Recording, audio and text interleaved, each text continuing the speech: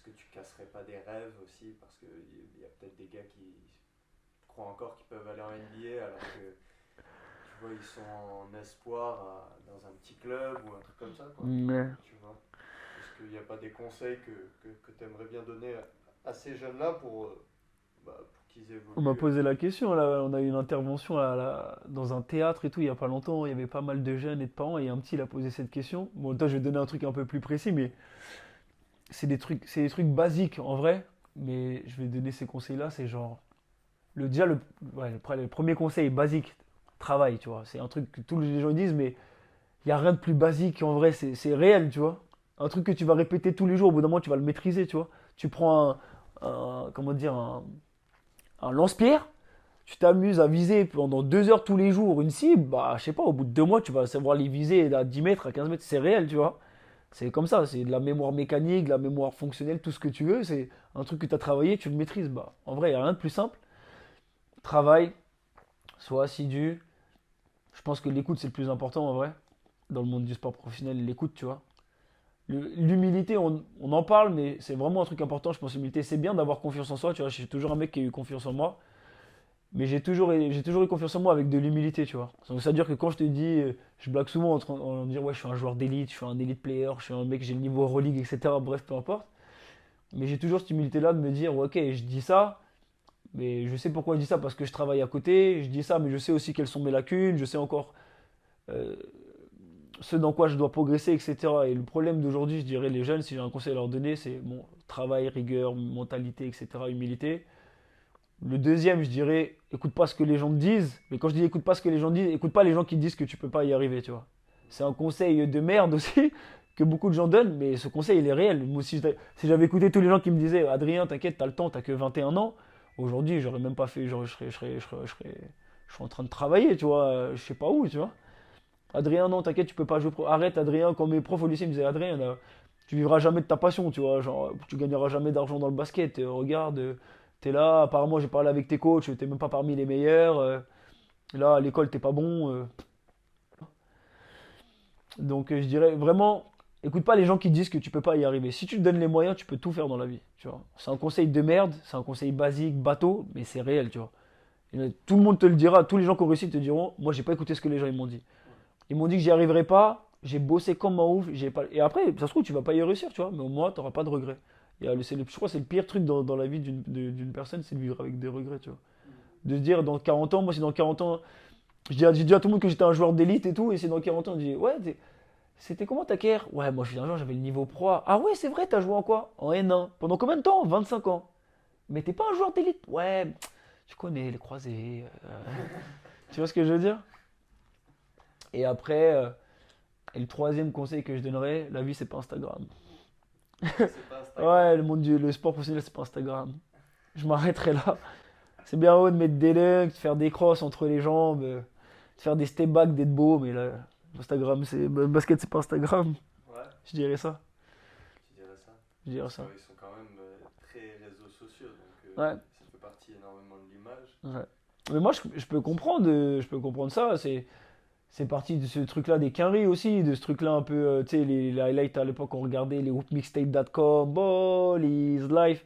Ça a commencé à partir de là, tous ces trucs-là. De show-up, un peu des mixtapes, on voyait les quinries faire des crosses, des dribbles de ouf avec du gros son et tout. Mais ça marchait au State.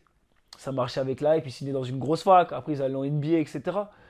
La NBA, c'est un modèle économique qui a rien à voir avec celui de la France, tu vois. Le business model a rien à voir, c'est un show là-bas. Tu vois, que tu es en NBA, que 10 années d'affilée, tu fasses pas les playoffs, tu finisses dernier, que tu récupères des premiers tours de draft, tout le monde s'en branle. Tu vois, on récupère la pépite d'après, oh, les salles, elles sont blindées. En France, on s'en bat les couilles, hein. Parce que si t'es dernier du championnat, ta salle, elle est vide, hein. Tu peux avoir le phénomène qui met les dunks à tous les matchs, t'es à 0-10, personne va venir te voir, hein. Ton pélo, là, qui met 4 dunks par match, on s'en bat les steaks, hein. Roger, là, qui est à la buvette, et là, il dit... j'allais dire un truc de ouf.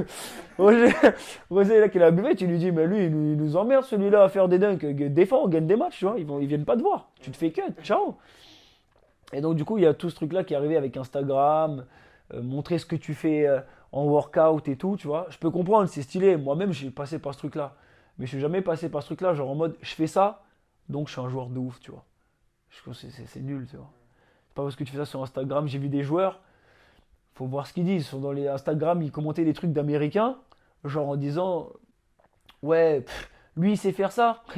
Moi, t'as déjà vu un mec comme moi qui fait 2 m 10, qui sait shooter à 3 points, qui sait faire un moulin entre les jambes, derrière la tête? Bah oui, bien sûr que je peux aller en NBA. Ouais, gros, t'es sérieux, gros, là? Je vais dire, arrête, gros. Des gens comme toi, il y en a plein, frère. À ton avis, il y a combien de personnes qui rêvent d'être pro Ouais. et qui, quand ils arrivent dans le milieu professionnel, ils voient que c'est pas du tout fait pour eux? Un nombre incalculable, hein, la majorité. Ouais, la majorité. Il y en a combien qui font que 1 an? Il y en a combien qui font pas d'année qui, genre, enfin, je peux te donner un nombre incalculable d'exemples de jeunes, quand ma génération, moi je suis né en 94, quand j'étais en minime, etc., je connaissais des mecs qui faisaient les équipes de France avec 3 ans d'avance. Donc ça veut dire que moi j'étais en 94, il y en a, ils faisaient les équipes de France avec les 93, 92, 91, enfin des trucs de fou malade, tu vois. Avec des gens qui jouent en NBA aujourd'hui, tu vois. Et ces mecs-là, tu les vois, tu dis, oh mais lui c'est un truc de ouf, il a été MVP, il y a un truc qui s'appelait le tournoi de l'amitié pour les équipes de France, c'est un truc qui jouait en Italie, en Espagne, je sais plus, à l'étranger, en Europe, et il y avait les grandes nations, Espagne, Italie, etc., ils faisaient un tournoi comme ça. Et il y a des mecs qui étaient les MVP de ces tournois-là et tout, avec 2 ans, 3 ans d'avance. Et ces mecs-là, aujourd'hui, tu sais même pas où ils sont, gros. Tu sais même pas où ils sont. Et il y en a plein des déceptions. Il y a plein de facteurs qui font que ces gens-là, aujourd'hui, ils ont pas réussi. Déjà, je pense que les sportifs de haut niveau, c'est pas fait pour tout le monde. On a chacun une personnalité, tu vois, différente. Et c'est normal. Mais je pense que mentalement, c'est vraiment pas fait pour tout le monde, hein. C'est vraiment pas fait pour tout le monde. Les sportifs de haut niveau, moi, je considère, moi, parce que c'est ma mentale à moi, je considère que c'est pas du tout le métier le plus difficile du monde. Parce qu'il y en a il y en a qui osent te dire, basketteur professionnel, c'est un métier très difficile, un des métiers les plus difficiles du monde. Je dirais pas les noms, mais il y a déjà des gens qui m'ont dit ça. Je lui ai dit, mais les gars, vous vivez dans quel monde? Soit on n'a pas les mêmes parents, soit on n'a pas le même cercle, mais ils sont perchés. Mais par contre, c'est vraiment pas fait pour tout le monde, tu vois. C'est vraiment pas fait pour tout le monde. Et on n'est pas à plaindre, vraiment, on n'est pas à plaindre, mais c'est vraiment pas fait pour tout le monde. Il y a beaucoup de choses qui se passent dans un monde de sportifs professionnels que plein de gens ne pourraient pas accepter, tu vois. Plein de gens ne pourraient pas accepter, ne pourraient pas encaisser, que ce soit mentalement, physiquement, et plein d'autres choses, tu vois. Donc, je sais plus c'était quoi la question. Ah oui, pourquoi il y en a plein, enfin, tu penses que c'est combien le pourcentage de gens qui réussissent pas? Je pense que c'est simple, gros. C'est énorme. Il y a combien de gens qui font du basket, de centre de formation et tout, et il y a que 10 joueurs par équipe pro, gros. Donc c'est simple. Donc entre ceux qui font les niveaux intermédiaires, qui descendent et qui essayent de grappiller les échelons, et ceux qui sont vraiment allés dans les 3 premières divs, voire les 4 premières, limite, allez, on peut compter la N2 comme professionnel quasiment maintenant, ah, ça fait pas tant que ça de joueurs, hein, tu vois. Donc t'imagines tous ceux qui font du basket, dans le nombre de désillusions. Faut être persévérant, et puis quand t'es dans le monde du sport professionnel, t'envoies des trucs. T'envoies des trucs de fou, tu te dis, ah, il y en a plein que ça dégoûte d'ailleurs. J'en connais plein. Je pense à un mec, enfin, je sais plus, je vais pas dire les noms des gens, mais je pense à des gens, vraiment, ils étaient nés pour ils avaient un avenir déjà tout tracé dans le haut niveau, etc. Ils sont arrivés dans le monde professionnel, ils ont dit, ça me dégoûte. Ils ont dit, ça me dégoûte, je me casse. Je peux pas faire du basket professionnel. Donc voilà. Ouais, oui, c'est une grande partie. C'est une grande partie. Ouais. Beaucoup de prétendants, très peu d'élus.